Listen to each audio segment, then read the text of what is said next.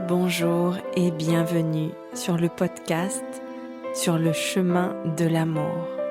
Je suis Stéphanie Hervé et je suis en joie de partager ce moment avec toi.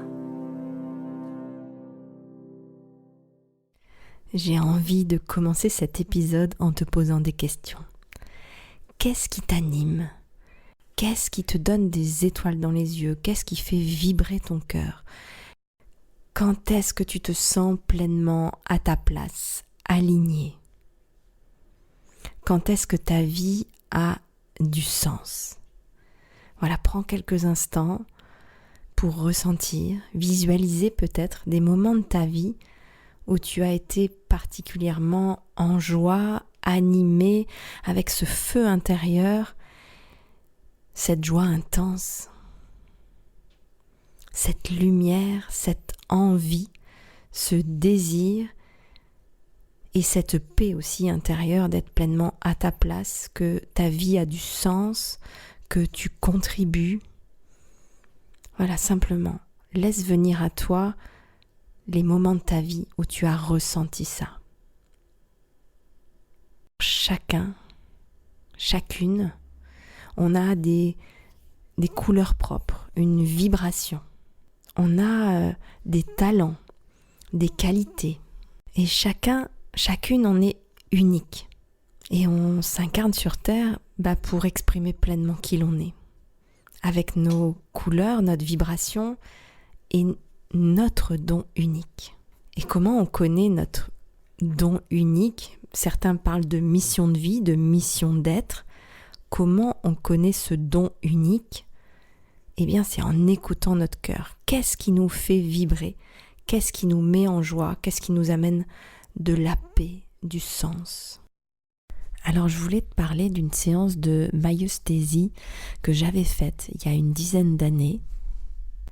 Et le thérapeute, que je remercie d'ailleurs, le thérapeute me demande de choisir un moment le plus triste de ma vie et de faire venir la jeune femme que j'étais à ce moment-là.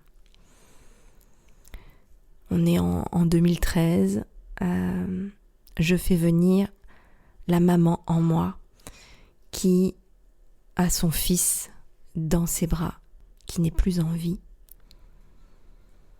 Et ensuite il me demande, donc j'accueille toutes les émotions de cette maman, et il me demande de faire venir aussi la femme la plus épanouie, la plus heureuse, la plus en joie. Et là, je fais venir la Stéphanie qui est à l'orphelinat, entourée d'enfants, qui l'appelle maman. Elle fait des câlins, elle donne de l'amour, elle reçoit de l'amour. Et on est toutes les trois, moi, celle qui vient faire la séance de thérapie, donc celle de 2013, la maman de 2011 qui vient de perdre son bébé, et la maman de 2013 aussi, quelques mois auparavant, qui est entourée d'enfants. Et en fait, on a une discussion toutes les trois. Déjà, la maman en moi peut exprimer pleinement ses émotions. Elle peut vider son sac, oser dire les mots qui n'ont pas été prononcés. Elle est accueillie par ces deux femmes qui la comprennent, qui l'aiment, qui sont là avec compassion et bienveillance. Et puis, la femme qui est particulièrement épanouie et en joie trouve les mots. Et ça donne du sens à ce qu'elle vient de vivre. Comme si c'était encore plus fort de vivre ça. Parce qu'il y a une réparation, il y a une bénédiction, une prise de conscience aussi que c'est vraiment un cadeau du ciel d'être entouré d'enfants qui m'appellent maman et d'être particulièrement en joie. Donc voilà, j'avais envie de te partager cet épisode qui a été une séance vraiment très puissante et très réparatrice. Et c'est maintenant un exercice que j'utilise avec les personnes qui viennent à moi bien sûr, on travaille beaucoup sur l'enfant intérieur et j'ai partagé des épisodes et des méditations sur ce travail de l'enfant intérieur. Mais je trouve ça très intéressant de faire venir d'autres parties de nous qui viennent réconcilier en fait le tout ce que l'on est. Qui mieux que cette maman entourée d'enfants qui ne sont pas les siens, mais qui l'appellent maman, qui est en joie.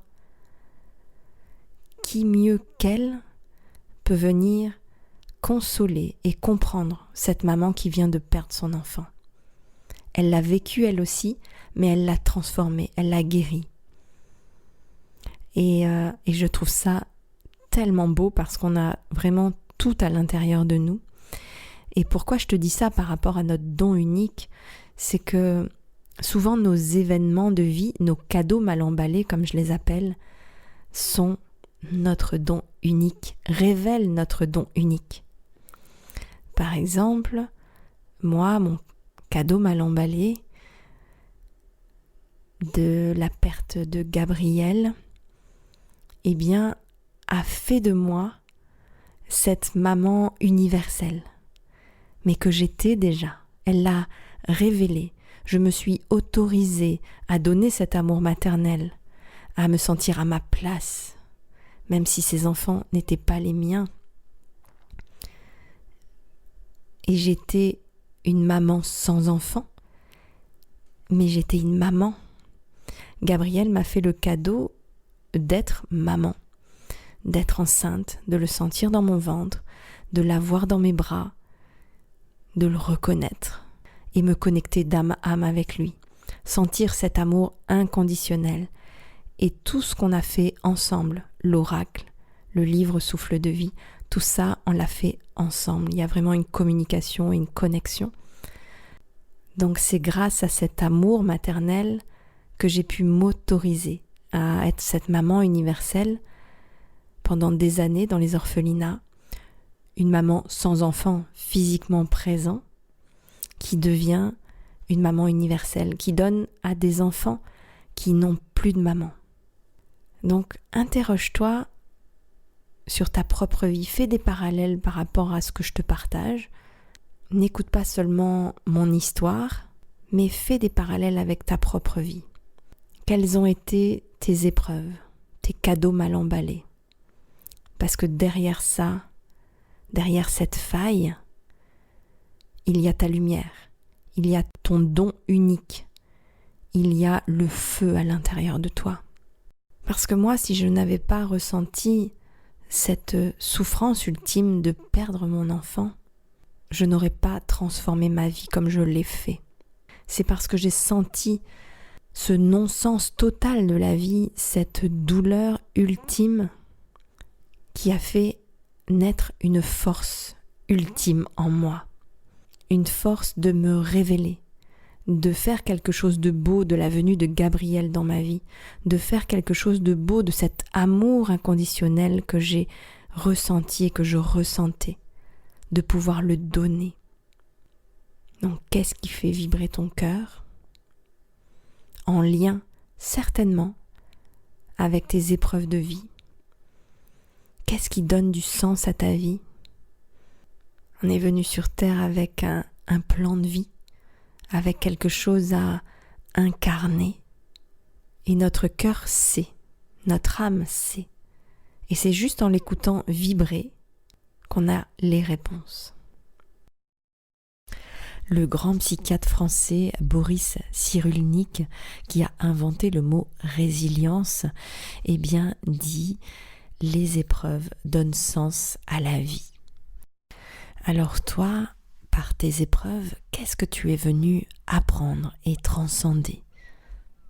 Moi, par exemple, cette épreuve, en tout cas, m'a permis d'ouvrir plus grand mon cœur, de prendre conscience de l'importance du lien d'amour, de prendre soin des enfants de manière universelle, mais aussi d'accompagner les femmes, celles qui sont en mode survie, leur feu intérieur est éteint, leur vie n'a pas de sens, et bien de redonner un sens, de retrouver un sens. les femmes bien sûr qui ne peuvent pas avoir d'enfants ou qui ont perdu un enfant, tout ce qui touche à la maternité, au feu sacré, au lien d'amour. Cette épreuve m'a aussi permis de développer ma communication avec l'au-delà et de changer ma vision de la mort, de la vie après la vie. Alors toi, c'est quoi? Quelles sont tes épreuves et qu'est-ce que tu as appris? Qu'est-ce que tu es en train d'apprendre, de transcender? Voilà ce que j'avais envie de te partager. Dans quelques jours, je vais partir auprès des enfants au Vietnam. On a passé 10 ans ensemble, à se voir grandir, à évoluer ensemble, à se donner de l'amour, de la tendresse, à se guérir. Et là, j'y retourne pour les retrouver. Je vais aller dans 3 orphelinats. Et si j'écoute le moteur, qu'est-ce qui me fait avancer mon feu intérieur? Ma joie intense, c'est d'avoir le cœur grand ouvert, de prendre soin, d'accompagner. Voilà, donc je t'invite aussi à écouter ton cœur, à écouter ces élans qui sont là en toi et à oser. Parce que oui, ça demande de sortir de sa zone de connu parfois, de confort. Il y a des peurs et c'est normal.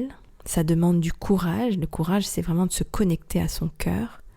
Mais ça en vaut vraiment la peine. Voilà ce que j'avais envie de te partager aujourd'hui. Merci pour ton écoute, merci pour tes retours, merci pour tes partages. Et je te dis à très bientôt.